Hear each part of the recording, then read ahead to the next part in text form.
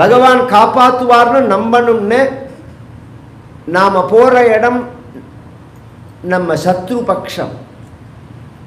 ராமரோட மனைவியை தூக்கின்னு போனது விபீஷணனோட அண்ணா, ராவணனோட தம்பி. நாம் போகிறோமே, நம்மளை ராமர் ஏற்றுப்பரா மாட்டாரான்னு சந்தேகமே படலை.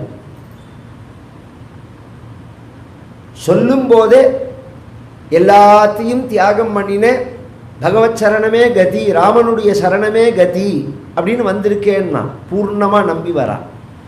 நாலாவது நேர பார்த்த உடனே நீ தான் எல்லாம்னா, நீ என்ன சொல்கிறியோ அதை கேட்குறேன்னா. அஞ்சாவது எல்லாம் உன்னோடதுன்னா, நான் என் குடும்பம், என் மனைவி, என் குழந்தைகள் எல்லாம் ராமார்ப்பணம் பண்ணுறேன்னா. ஆறாவது விருப்பு வெறுப்பு இல்லாமல் இந்த சண்டையில் சண்டை போடுறோம். தன் பட்சமாச்சே, அவன் அண்ணாவாச்சே, இவன் தம்பியாச்சே, இவன் சித்தப்பாவாச்சே, இவன் பெரியப்பாவாச்சே, இவன் குழந்தையாச்சே, அப்படியே நினைக்கல. எது சத்தியமோ அதுபடி நடந்துட்டான். இது விபீஷண சரணாகதியினுடைய மகத்துவம். மேலே சரித்திரத்துக்கு வருவோம். ஆஞ்சநேய சுவாமியை பகவான் ஆலிங்கனம் பண்ணிண்டா.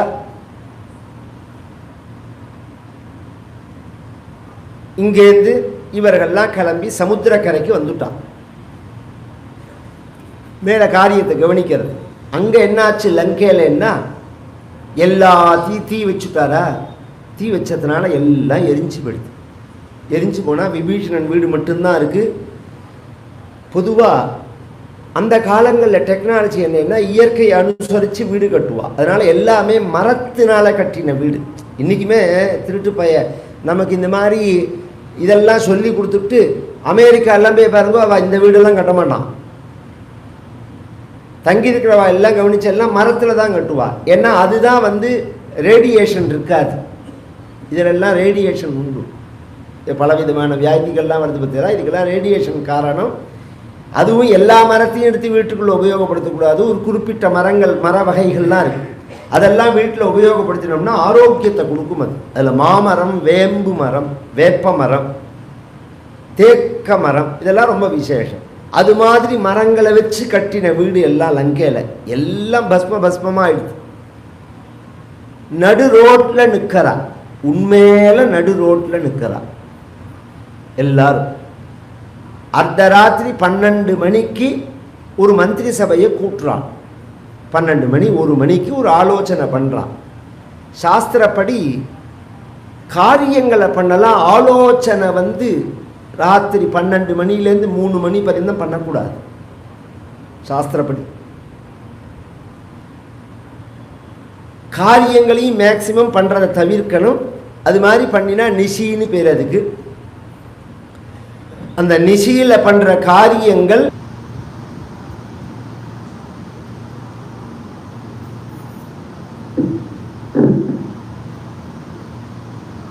நடுராத்திரியில் நாம் பண்ணுற காரியங்கள் நம்ம சாஸ்திரப்படி அது நம்ம பாஷையில் சொல்லணும்னா உட்படாது.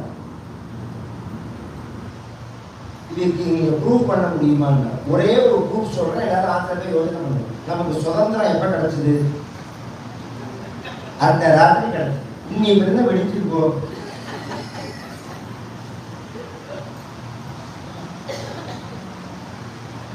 நடு ராத்திரிலாம் கொடுத்துட்டு போனான் சுதந்திரத்தை. இன்னைக்கு இருந்தால் நமக்கு அது உருப்படவே இல்லை. எதுக்கு சொல்றேன்னா அதெல்லாம் மாற்றணும். அவனோட கல்ச்சர் நமக்கு எனக்கு எல்லாத்தையுமே மாற்றணும். எஜுகேஷன்லேருந்து ஆரம்பிச்சு எல்லாத்தையும் நம்ம இன்னும் தண்டை பிச்சை எடுக்கிற மாதிரி நம்ம தேசமே கிடையாது. நமக்கு எல்லாமே யோசனை பண்ணினா அதுல இன்னொரு பெரிய ஒரு முட்டாள்தனம்னு சொல்றதா திமிருன்னு சொல்றதான்னு தெரியல. ஒரு ஆலோசனை அப்படின்னு சொன்னா ஒரு மீட்டிங் பண்ணும்போது ஒரு ப்ராப்ளம் அதை நாம ஃபேஸ் பண்றோம். என்ன மாதிரி பண்ணினா இந்த ப்ராப்ளத்தை சால்வ் பண்ணலாம் அப்படின்னு யோசனை கேட்கறதுக்கு தான் மந்திராலோசனைன்னு பேர். இவன் என்ன சொல்றான், அத்தனை பேரையும் கூப்பிட்டு அதேயாச்ச மயா சீதா வத்யௌ தசரதாத்மஜோ, சீதையை திருப்பி கொடுக்க கூடாது, ராமரை வதம் பண்ணிவிடணும். இதுக்கு ஒரு யோசனை சொல்லுங்க. கவனிச்சு கேள்வி. சீதைய திருப்பி கொடுக்க கூடாது, ராமரை கொல்லணும் அப்படின்னா முடிவை சொல்லிட்டு யோஜனை கேட்டால் ஃப்ரீயாக பேச முடியாது. இப்போ நான் கதை சொல்லிட்டு இருக்கேன். கதை முடிஞ்ச உடனே அங்கே ஏதோ ஒரு மாமா வந்து நான் வந்து ராத்திரி கிளம்பி டெல்லி போகிறேன் தீக்ஷுவா 4 என்ன இருக்கான்னு கேட்டேன். நான் இன்னைக்கு ராத்திரி கிளம்பி டெல்லி போகிறேன் 4 என்ன இருக்கேன். நீ டிக்கெட்லாம் போட்டு வச்சுட்டு எங்கிட்ட வந்து கேட்டேன்டா. அது மாதிரி சில பேர் கேட்பா, முகூர்த்தத்தை ஃபிக்ஸ் பண்ணி மண்டபத்தை ஃபிக்ஸ் பண்ணிட்டு சரியா இருக்காம்பா. இவர் முன்னாடி 1000 ஆலோசனை பண்ணலாம், ஒரு தீர்மானம் பண்ணிட்டு அதுக்கப்புறம் போட்டு குழப்பிக்கவே கூடாது. அதில் இவன் அது மாதிரி சொல்றான். காரணம் என்னன்னா, இவனை சுத்தி உள்ள அத்தனை பேருமே இவனுக்கு ஜாலரா போடுறவான். இடிப்பாறை இல்லாத யமராமன் கெடுப்பால் இல்லாமல் கெடும் அப்படின்னு ஒரு வச்சனம் வள்ளுவரோட. அதுல பிரகஸ்தன் ஒருத்தன் பிரதான மந்திரி அவன் தான். ரொம்ப நாளா இந்த இடத்த விட்டு நகரமாட்டேன்னு சொல்லி ராவணனுடைய அத்தனை அயோக்கியத்தனத்துக்கு அவன் தான் காரணம். அவன் அயோக்கியன்ல முதல் அயோக்கியனான். அவன் சொன்னா, ராஜன் இந்த குரங்கு வரத்தே நாங்கள்லாம் கொஞ்சம் கேர்லெஸ்ஸா இருந்துட்டோம். இவரு ஒத்த குரங்கு தானே, என்ன பண்ண போகுது? இப்ப இனிமே கேர்ஃபுல்லா இருக்கும். இனிமே இருந்து என்ன பிரயோஜனம்? கேர்ஃபுல்லா இருக்கும். இனிமே அவன் அதுக்கு மேல ஒரு வார்த்தை சொல்றான். இனிமே அந்த குரங்கு இந்த லங்கைக்கு வந்ததுன்னா நான் உயிரோட இருக்கிறத திரும்பி போகாதுன்னு பாண்டிக்கு சொன்னார். அவன் சொன்னபடியே நடந்துருந்தான். ஆஞ்சநேயர் வந்தார். இதுல ஒரு விசேஷம், இவன் செத்தப்பறம் ஆஞ்சநேயர் போகல, பிரகஸ்தனை கொள்றதே ஆஞ்சநேயர் தான். அவன் காலத்தை அனுசரிச்சுதான் வார்த்தை வரும். நம்ம காலத்தை அனுசரிச்சுதான் நம்ம வாயில் வார்த்தையே வரும். அடுத்தது மகாபாஸ்வன் ஒரு மந்திரி, அவன் எழுந்திருந்தான். அவன் சொன்னா, சண்டேன்னு வந்துருச்சுன்னா ஜெயாப்ப ஜெயம் தெரியாது. நாம வெற்றி அடையுமா தோல்வி அடையுமான்னு தீர்மானம் சொல்ல முடியாது. இப்ப இவ்வளோ பிரச்சனையே சீதையை நீங்க தூக்கின்னு வந்தது. நீங்க என்னத்துக்கு தூக்கின்னு வந்தேன்? சீதையோட சௌக்கியமா இருக்கணுங்கிறதுக்காக தூக்கின்னு வந்தேன். இப்ப மேல சண்டை வந்து ஒரு வால் சண்டை நீங்க பேட்டேன்னா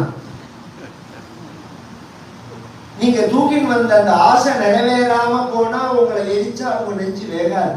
இப்படியே சொல்லலாம். அதனால நான் ஒரு யோஜனை சொல்றேன். பலாத்தி குக்குண்ட விருத்தேன வர்த்தஸ்வ சுமஹாபலா. நீங்க கோழியோட தர்மத்தை அனுசரிச்சு பலாத்காரமா சீதையிட்ட சௌக்கியமா இருந்துருவோங்க. இந்த பயம்லாம் மந்திரியா இருந்தா அந்த நாடு எப்படி உருப்பிச்சு? சுதந்திரமா ஒருத்தனை தேர்ந்தெடுக்கணுங்கிறது மக்களுக்கு நல்லது பண்றது. அவன் படிச்சவனா படிக்காதவனாங்கிறது விஷயம் இல்லை.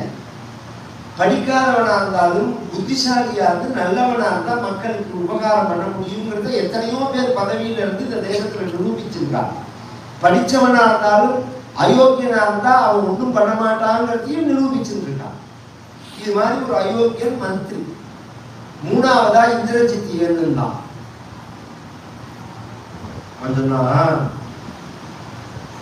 நீ கவலையப்படாதப்பா, நீ பாட்டு சௌக்கியமா இரு. நான் எப்பேற்பட்ட ஆள் தெரியுமா? நான் வந்து இந்திரனை ஜெயிச்சிருக்காங்க தான் அவன் இந்திரஜித் உண்டு. நான் இந்திரனை ஜெயிச்சிருக்கேன், சந்திரனை ஜெயிச்சிருக்கேன், அங்கே நான் அப்படி பண்ணியிருக்கேன், இங்கே அப்படி பண்ணியிருக்கேன், லண்டனில் போனேன், ஜப்பான் போனேன், எத்தையோ சொல்லிட்டு கடைசியில் நீ கவலையே படாத, நம்ம கிட்ட உள்ள ஆயுதத்துக்கெல்லாம் அவ ஈடே கொடுக்க முடியாது, அதெல்லாம் வெறுப்பு போறாங்க அப்படின்னா. அடுத்தது விபீஷண சுவாமி எழுதினார். விபீஷண சுவாமி தான் கரெக்டா பேசினார். அண்ணான்னு கூட்டார். த்ரிபோஹி பாக்வந்தர போக ராசிஹி சிந்தா விஷா சுஸ்மித தீக்ஷ்ணதம்ஷ்ட்ராஹ பஞ்சாங்குலி பஞ்சசிரோதிகாயஹ சீதா மகாஹிஸ்தவகேன ராஜன் யாவண்ணலங்காம் சமபித்ரவந்தி பலீமுகா பர்வதகுண்டமாத்ராஹ தம்ஷ்ட்ராயுதாஸ்சைவ நகாயுதாஸ்ச பிரதீயதாம் தாசரதாய மைதிலி யாவண்ண கிருண்ணந்தி சிராம்சி பாணாஹ ராவேரிதா ராட்சச புங்கவானாம் வஜ்ரோபமா வாயு சமான வேகாஹ பிரதீயதாம் தாசரதாய மைதிலி. தனானி தர்மப்ரதானஸ்ய மகாரதஸ்ய இக்ஷ்வாகு வம்ச பிரபவஸ்ய ராஜ்ஞா. அண்ணா இந்த இவா பேசுறதெல்லாம் நம்பாதீங்க. எதை பேசினா நீங்க சந்தோஷப்படுவீங்களோ அதை பேசலாம். எதை பேசினா உங்களுக்கு நல்லதோ அதை ஒருத்தம் கூட பேசணும். இந்த சீதையை கொண்டு லங்கையில வெச்சத்திலேருந்து சுப சகுனமே கிடையாது. அக்னிஷ்டேஷு அக்னிசாலாசு ததா பிரம்மஸ்தலீஷு ச சரீஸ்ருபாணி திருஷ்யந்தே அவ்யேஷு ச விபீலிகாः. சில அபசகுணங்கள் எல்லாம் சொன்னான். சீதையை கொண்டு வந்ததுக்கு அப்புறம் ஏற்படுற அபசகுணங்கள் எல்லாம் சொன்னான். நீங்க எந்த சீதைய பெண்ணுன்னு நினைக்கிறீங்களோ அவ பெண்ணே கிடையாது. சீதா மகாவிஹீனா, பெரிய பாம்பு, 5 தலை உள்ள மாவசம் உள்ள பாம்பு. இந்த இந்த லங்கையே தீண்டுட்டு போகாம அது விடாது. இவன் சொல்றான், நான் அப்படி பெருக்குவேன் இப்படி பெருக்குவேன். நாம புத்திபூர்வமா யோசனை பண்ணணும். ராமர் பக்கத்தில் இருக்கிற அத்தனையும் வானரங்கள், கோட்டிக்கணக்கான வானரங்கள், ஒன்றொன்றுக்கும் 10 யானை 20 யானை பலம். ஒரு குரங்கு வந்துட்டு போனது. இப்ப நாம நடு ரோட்ல இருக்கோம். ஒரு குரங்கு வந்ததுக்கே எல்லாரும் ரோட்ல நின்று யோசனை பண்ணிட்டு இருக்கோம். இத்தனை குரங்குகள் வந்துட்டுன்னா நாம சமாளிக்க முடியாது. ஏன் முடியாதுன்னா, நாம போடுற சண்டையோட ஸ்டைல் வேற, அதோடது வேற. நாம ஆயுதம் இவன் இந்திரஜித்து சொன்னா ஆயுதம் இருக்கு, அது இருக்கு, இது இருக்கு. நான் பேசாம நான் பேசுறது நீ பேசாத கொடுத்தேன். ரெண்டாவது, ஆலோசனை வேற, செயல்படுத்துறது வேற. ஆலோசனை யார் சொல்லணும்னா, யார் அனுபவிச்சு வாழ்ந்தாலோ புத்திசாலியோ அவன் தான் ஆலோசனை சொல்லணும். இதை பண்ணி உணர்ச்சிகளுக்கு இடம் கொடுக்காம நிதானமா யோசனை பண்ணி, இதை பண்ணினா இப்படி நடக்கும், இதை பண்ணினா இப்படி நடக்கும், நாம இப்படி பண்ணினாதான் சௌக்கியமா இருக்கலாம், இத்தனை வகையா யோசனை பண்ணணும். இளைஞர்களா இருந்தா செயல்படுத்துறதுக்கு இளைஞர்கள் தேவை. வேகம் இருக்கும் அவ்வளவுதான். உணர்ச்சிகளுக்கு வசப்பட்டா காரியம் உருப்படாது. குரங்குகள் எல்லாம் அதை எப்படி இன்னைய காலத்துல கொரில்லா முறையில போர்க்கணும். அது ஆயுதங்கள்லாம் நீளமோ கத்தி இருக்கு, அம்பு இருக்கு, பானம் இருக்கு, சூழல் இருக்குன்னு சொல்றேன். குரங்குகளுக்கு எது தெரியுமோ ஆயுதம்? தம்ஷ்டாயுதாஸ்சைவ நகாயுதாஸ்ச. பல்லு நகர்ந்த ஆயுதம். அது மேல விழுந்து குடிக்கிறதுனா யார் சண்டை போடுறது? அதோட அது ராத்திரியிலேயும் வந்து சண்டை போடும், பகல்லையும் சண்டை போடும். இதுதான் டயம்னு அதுக்கு கிடையாது. முறை கிடையாது, முறை தெரியாது. எங்கேருந்து வேணாலும் வந்து அட்டாக் பண்ணுவது. ரெண்டாவது, நம்ம பக்கம் நியாயமும் இல்லை, தர்மம் இல்லை.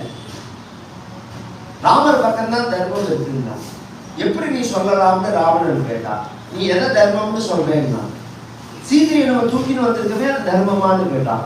அதுக்கு ராவணன் சொன்னா, ஜனஸ்தானத்தை ராவன் வதம் பண்ணினானே அது தர்மமானு கேட்டான். சூர்பனகையினுடைய மூக்கிய காரியம் அறுத்து விட்டானே அது தர்மமானு கேட்டான். அதுக்காக சீதையை தூக்கின்னு வந்தேன்னா, அண்ணா ஒரு ப்ராப்ளத்துக்கு நாம் சொல்யூஷன் தேடும் போது பேசும்போது ஓப்பனா பேசணும். அப்பதான் அதுக்கு முடிவு கிடைக்கும். நீங்க மறைச்சு மறைச்சு பேசுறேன்னா அதுக்கு முடிவே வராது. இப்ப சூர்பனகையினுடைய மூக்கையும் காரியம் அறுத்து விட்டான், ஜனஸ்தானத்தை வதம் பண்ணினாங்கிற நீ பேசுறீங்க தவிர சூர்பனகையே அங்க போனான்னு கேட்டான். அவ பாட்டுக்கு தானே ஒரு இடத்துல இருந்தா. சூர்பனகையே இவ ஏன் அங்க போனான்னு நீ கேட்டுக்கிட்டியாத? இவ போ அங்க என்ன பண்ணினான்னாவது கேட்டையா? அதனால அதெல்லாம் சரியா வராதுன்னா நமக்கு தேவை தர்மம். அந்த தர்மம் நம்ம கிட்ட கிடையாது. ரெண்டாவது, சாஸ்திரத்துல ராஜ நீதியை பத்தி சொல்லும் போது ஒரு பிரச்சனையை தீர்க்கும் போது சாமதான பேத தண்டம் அப்படின்னு 4 வகை இருக்கு. முதல்ல சமாதானமா பண்ணும் இந்த பிரச்சனையை தீர்க்கிறது. அதுக்கப்புறம் எதையாவது கொடுத்து அந்த பிரச்சனை தீரும்னா அதை தீர்த்துடணும். இல்ல நாம சொன்னா அவ கேட்க மாட்டா, வேற யாராவது சொன்னா கேட்பான்னா அவளை விட்டு சொல்ல சொல்லணும். இந்த 3க்கும் அவன் கட்டுப்படலைன்னா தான் கடைசியில் அடி. யுத்தம்ங்கிறது 4வது தான். எடுத்தவங்க யுத்தத்துக்கு போகக்கூடாது. என்னோட ஆச்சரியம், இது அப்படியே ஒரு கீர்த்தனையா ராவனுக்கு அந்த சுபாவம் உண்டுங்கிறத தியாகராஜ சுவாமிகள் சரசசாமதான விததண்ட சதுர்ரா மணியர் பாடி கேட்கணும். மதுரை மணியர் அப்படியே அது அப்படியே ராஜதானியில போற மாதிரி இருக்கும். அந்த கீர்த்தனை கேட்கறதே அசாத்தியமா அசாத்தியமா.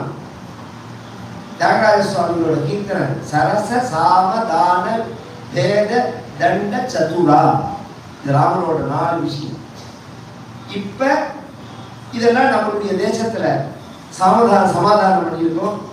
தானம் பண்றேங்கிற பேர்ல தான் இதுக்கு முன்னாடி ராஜ்ய பரிபாலனை பண்ணினவாள்லாம் நான் தேசத்தை நாசம் பண்ணினான். இந்தியாவை துண்டாடினான். வெட்டி துண்டு துண்டா அவன்கிட்ட கொடுத்தான். அகண்டமான இந்த பாரதத்தை இதெல்லாம் சண்டை வேண்டாம்ங்கிறதுக்காக இப்ப ஒரே ஒரு காரியம் பண்ணா சண்டை வராது. அவனோட சொத்து சீதஞ்ச இருக்கா. இந்த சீதையை கொண்டு நாம கொடுத்துட்டோம்னா சண்டை முடிஞ்சு போயிடும். இதுக்கு மேல சண்டை வராது.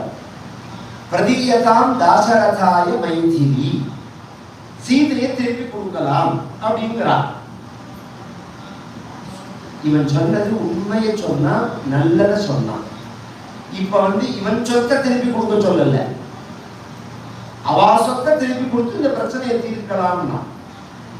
அதுக்கு ராவணன் சொல்றான், சுனிவிஷ்டம் ஹிதம் வாக்கியம் உக்தவந்தம் விபீஷணம் அப்ரவீத் பருஷம் வாக்கியம் ராவண கால சோதிதா. நமக்கு குடும்பத்திலேயே நம்ம ஒரு 5-6 பேருக்கு நம்ம பேசுறோம், யோஜனை கேட்கிறோம்னா ஒருத்தர் சொல்ற அந்த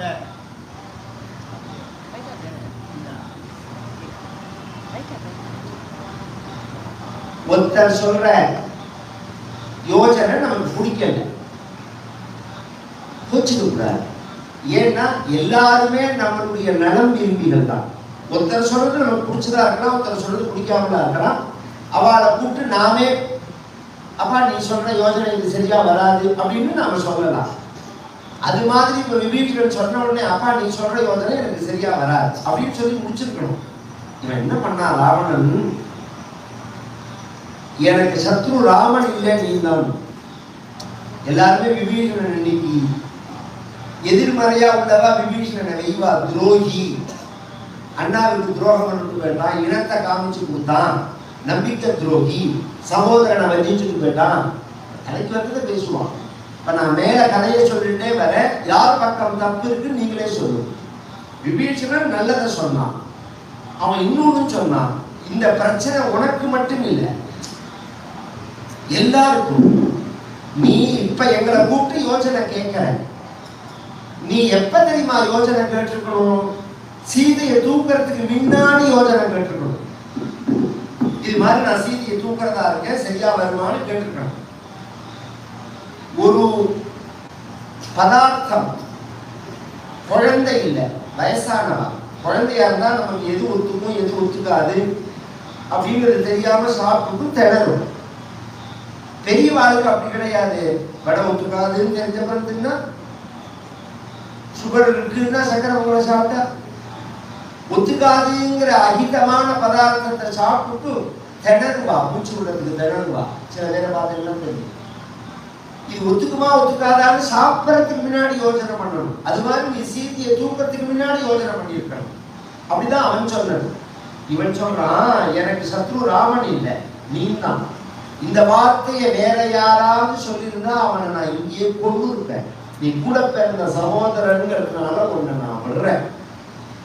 நாயை வெளியில போடணும் அவன் தான் சொல்லணும். விபீஷணன் வெளியில போடணும்னு சொல்லல, அவன் தான் வெளியில போடணும். விபீஷணன் பட்டுன்னு உத்பபாத கதாபாணி சதுர்பி சக ராட்சசைஹி, 4 ராட்சசாலோட மேலே ஏறிட்டான், ஆகாசத்துக்கு வந்தான். அண்ணான்னு கூட்டான். உலகத்துல 2 வகையான மனிதர்கள். சுலபா புருஷா ராஜன்னே சததம் பிரியவாதினஹ அப்ரியஸ்ய துபத்யஸ்ய பக்தா ஸ்ரோதா ச துர்லபஹ. ஹிதவாதின்னு ஒருத்தன், பிரியவாதின்னு ஒருத்தன். அப்படின்னா நமக்கு எது நல்லதோ அதை சொல்றவனுக்கு ஹிதவாதின்னு பேரு, நமக்கு எது பிடிக்குமோ அதை சொல்றதுக்கு பிரியவாதின்னு பேரு.